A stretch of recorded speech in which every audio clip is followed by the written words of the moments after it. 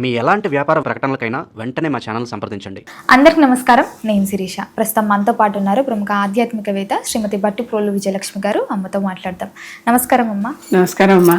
అమ్మ, తరచుగా కొంతమంది ఇళ్లలో ఊరికే విపరీతంగా అనారోగ్య సమస్యలు వస్తుంటాయి. మరి శాస్త్రం ప్రకారం ఎలాంటి పరిహారాలు చేసుకోవచ్చు అంటారు? యాక్చువల్లీ అందరికీ అనారోగ్యం వస్తుందంటే ఆ ఇంట్లోనే ఏదో తేడా ఉందని అర్థం అమ్మా. ఆ ఇంట్లోనే ఏదో ఇన్ఫెక్షను లేకపోతే అశుభ్రతగా ఉండటం వల్ల, పొల్యూషన్ వల్ల ఒకటి, అదొకటి. నువ్వు కొంచెం బయట నుంచి వచ్చే గాలి వెళ్తూ రానివ్వాలి ఇంట్లోకి. వస్తే అప్పుడు ఇంత బాధ ఉండదు కనుక అది గమనించుకోవాలి. రెండోది, ఎప్పుడైనా కూడా మనం క్రితం జన్మల్లో ఏమన్నా పాపాలు చేసి ఉంటే సాధారణంగా ఈ పాపాలు చేసిన వాళ్ళందరూ ఒక చోట గుమిగూడటం కూడా జరుగుతూ ఉంటుంది.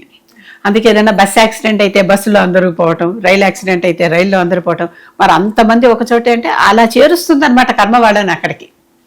వాళ్ళ కర్మ వాళ్ళని, వాళ్ళ కర్మ ఫలితాన్ని ఎదుర్కోవటానికి అలా ఒక దగ్గరికి చేరుస్తుంది. మొన్న మధ్య అహ్మదాబాద్లో పెద్ద మేజర్ ఏరోప్లేన్ యాక్సిడెంట్ అయ్యి ఒక్కడెవడో తప్పితే అందరూ కూడా చనిపోయారు కదా. అంటే వాడికి కూడా చావు భయం అనుభవించేదాకా కర్మ ఉంది. అలాంటి చావు భయం అనుభవించేదాకా కర్మ ఉంది. ఆ తర్వాత ఎంత ట్రామా ఉంటుంది వాళ్ళకి, మానసికంగా వాళ్ళు ఎంత దెబ్బతిని ఉంటారు. మిగిలిన వాళ్ళందరికీ అసలు జీవితమే అయిపోయింది.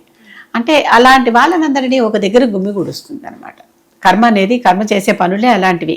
అలాగే ఒక ఇంట్లో అందరూ ఎక్కువగా అనారోగ్యంగా ఉన్నారు అంటే వాళ్ళందరినీ ఒక దగ్గరికి కర్మ జత చేరుస్తూ ఉంటుంది. ఇక్కడ ఉండండి, ఇక్కడ ఉండండి అని.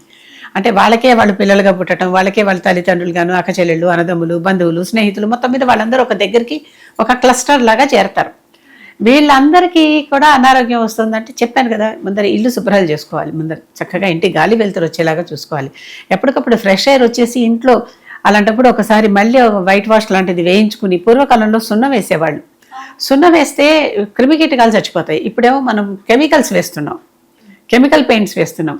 కనుక అలాంటి వాళ్ళు కొంచెం జాగ్రత్తగా చూసుకుని, సున్నం అంటే కాల్షియంతో కూడినటువంటిది కనుక అటువంటి వేస్తే చాలా వరకు ఈ క్రిమికీటకాలన్నీ నశించిపోతాయి.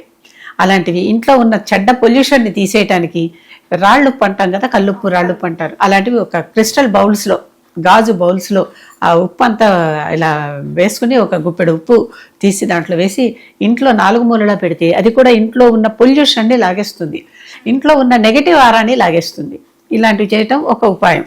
అది కాకుండా ఇక తప్పనిసరిగా ఇంత బాధిస్తోంది ఇంటిల్లిపాదిని అంటే ఒక కారణం ఏంటంటే అది పూర్వజన్మ కృతం పాపం.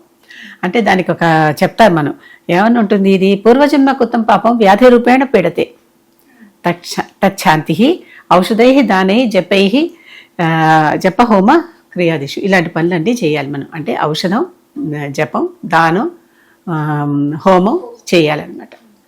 జపం, హోమం, దానం ఇదంతా ఒక సిరీస్. ఔషధం వేసుకోవటం మొదటి మెట్టు.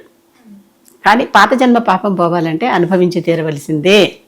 కాకపోతే ఇవన్నీ చేయటం ద్వారా అనుభవించటంలో కొంచెం తక్కువ అనుభవిస్తాం.